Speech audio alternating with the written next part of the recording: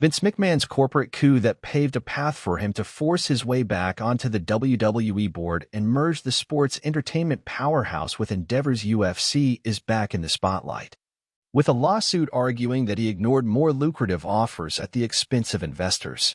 A suit, unsealed in the Delaware Court of Chancery on November 22nd, alleges that McMahon pushed a quick sale of WWE to Endeavor chief Ari Emanuel, his close friend and longtime ally, who proposed a sweetheart deal that allowed the wrestling mogul to stay on as executive chairman of TKO Group and avoid scrutiny in connection with sexual misconduct allegations that could have ousted him from the company.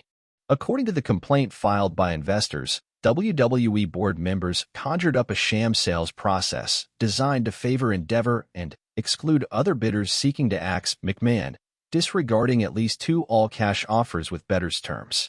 The complaint extensively details McMahon's turbulent tenure as head of WWE, culminating in September with the formation of TKO Group through a $21 billion merger between UFC and WWE. He had returned to the company in January after having stepped down as chief executive amid a sexual misconduct investigation into $17.4 million in hush money payments to 4 different women formerly employed by the company. McMahon, as WWE's controlling stockholder, removed and replaced 3 then-serving board members with himself and former executives George Barrios and Michelle Wilson. If McMahon was found to have breached his duty of loyalty, WWE stockholders could have sought his removal as a director, states the suit. Such scrutiny appears to have prompted McMahon to seek a quick sale of the company that also allowed him to continue running WWE.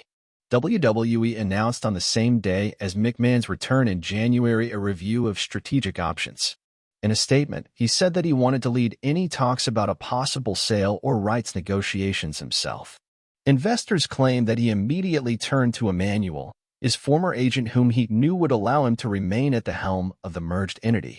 They say that both the process and price point were unfair, alleging there were better deals on the table. According to the complaint, this included undisclosed companies submitting cash offers at $95 to $100 and $90 to $97.50 per share. But because they contemplated cashing out WWE stockholders and barred McMahon from rolling over his shares, which would have signaled his complete ouster from the wrestling world, the board never bothered to make counter-proposals, the suit states. Instead, WWE exclusively negotiated with Endeavor, proposing an all-stock deal that was contingent upon McMahon serving as executive chairman of the combined company, the complaint says. Endeavor ultimately agreed, with it owning 51% of the post-deal firm and former WWE stockholders owning the remaining 49%. Investors allege that merger was consummated at $95.66 per share, which fell below 2 competing, all-cash offers. Those WWE suitors were redacted in the complaint. But the companies were described as major institutions with significant access to capital that had compelling reasons to close an acquisition of WWE. One of them likely had a significant runway to increase its offer due to the outsized synergies it could generate in a combination with the company, the suit says. Not only did he secure a future for himself at post-merger WWE, McMahon also stuffed his pockets and those of his loyalists before agreeing to a deal, states the complaint, which points to he and former chief executive Nick Khan securing so-called golden parachutes, along with Khan, McMahon's son-in-law and WWE chief content officer Paul Levesque, known professionally as Triple H, and WWE president Frank A.